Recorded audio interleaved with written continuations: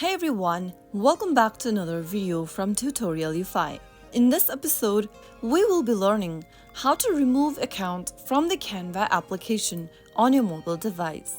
To remove your account from the Canva app, you can first log out or delete your account entirely. Here, I'm just going to log out of the Canva account and remove it from my Canva app.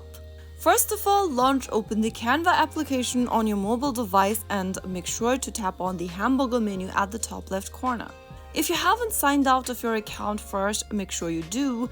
Tap on your username at the top of the screen from the menu interface.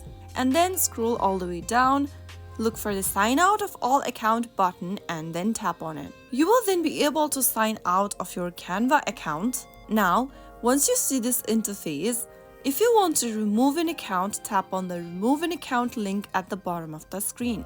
Choose the account you'd like to delete from the list or remove from the list. By logging out of your account first, your account will still exist. If you want to log in back again later, you can do so. Simply tap the Remove button right next to one of your user accounts and then you will then be able to remove the account from your Canva application.